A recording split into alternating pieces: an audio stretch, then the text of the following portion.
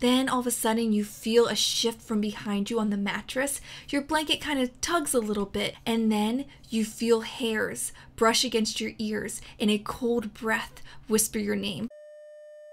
What's up, Rat Fam? I'm back again with another video, and today I want to dive into some more creepy 2-sentence horror stories. You know, those micro doses of just concentrated nightmare fuel. And in this community, who doesn't want that? So let's get to it. Oh, these freak me out so much because they give you just enough for your imagination to really kick in and think of terrifying situations, but they don't give too much away so that you can really fill in the blanks to suit your own personal preferences. And that's real fun and scary and terrifying and not at all inspiring a lot of nightmares tonight. I feel like we've covered so many of these on this channel already, but man, there's more. There's always more nightmares, which is a good thing because the Rat Fam, this community, likes that. So if you're new here and this is your first video, hi, hello, my name's Kaylena. Thanks so much for stopping by. I hope you want to join the Rat Fam by subscribing today so that you don't miss out on all the terrifying stuff we cover. So much fun. They celebrated the first successful cryogenic freezing. He had no way of letting them know he was still conscious. Starting off this video real strong. That is such a fear of mine. I mean, I say that in every video all the time on this channel because I'm afraid of everything. But the idea of being aware or conscious in a situation that you should not be is such a terrifying thought. It's the idea of not having control of your body that really inspires nightmares in me.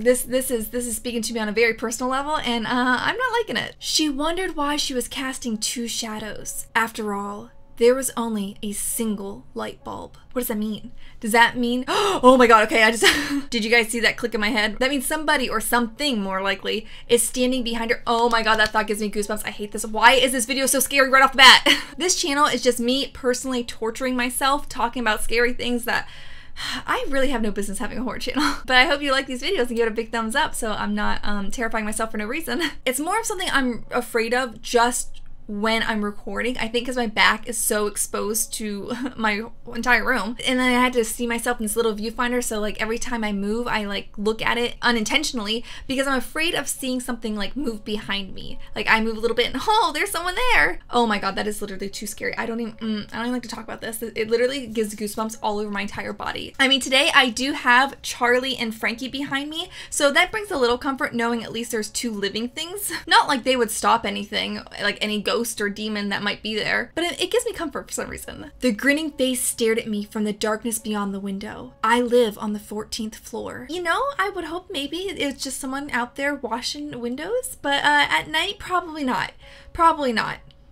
Yeah, there's a ghost. It's haunted. You best move. You start to drift off into a comfortable sleep, and then you hear your name whispered. But you live alone. Okay, yep. Again, the whole idea of something being there when it shouldn't be. You think you're all nice and relaxed at home. You're ready to tuck yourself in. You know, you had a long day at work. You just want to drift off into your dreamland. You're all comfy in your blanket. Your AC's blowing. Everything is dandy. Then all of a sudden you feel a shift from behind you on the mattress. Your blanket kind of tugs a little bit, and then you feel hairs brush against your ears and a cold breath whisper your name. Okay, that is too scary. I hate that so much. Why do I read these things at night? I always record in the middle of the night. That's just the way it happens on this channel. But it always makes these videos 10 times scarier to film. My wife woke me up in the middle of the night last night to tell me there was an intruder in the house.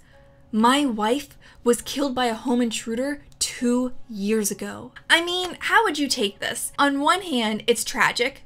That's a horrible thing to have to, go through, to lose a loved one in such a horrible way. And I guess the idea that your wife is perpetually stuck living that last night is a terrible thought. That's terrifying. It's tragic. It's sad.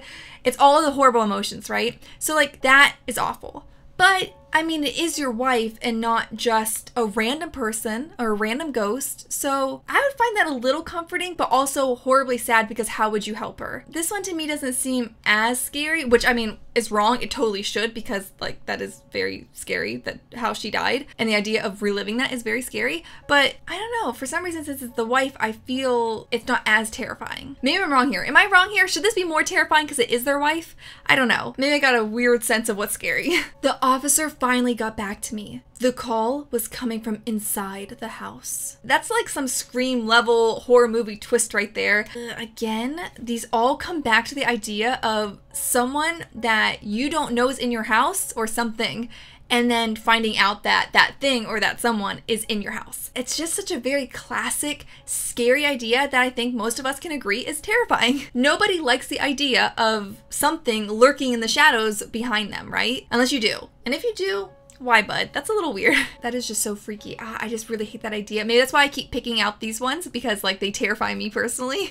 Okay, this one is certainly spooky. I had always wondered why my cat would cry when I would leave her alone at night. The night after we buried her, I woke up to someone petting my hair and whispering in my ear, "Good kitty."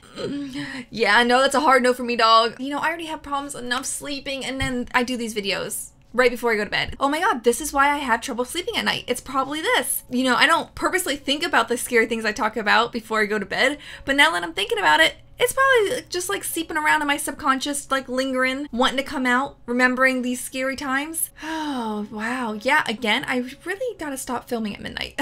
If you are wanting right now to play with the Ouija board, this one might make you change your mind. I used a Ouija board yesterday, but I only got to ask one question before I put it away. Today, I got my answer, written in blood, on my ceiling. I will admit, I mean, I've done it on this channel. I have played with a Ouija board a few times in my life. Thankfully, nothing too spooky really had happened while I did it. You know, besides like the whole, you're with like friends in a dark room and that alone is already setting the mood for something creepy, you know? But, ooh, wow, that certainly makes me question why I ever played with it in the first place, and really makes me, you know, never want to play with it again. Which is so funny because literally the other day I was just thinking about playing with my Ouija board. I even pulled it off from my shelf, which is usually right there behind me, and now it's sitting on the ground right next to my feet.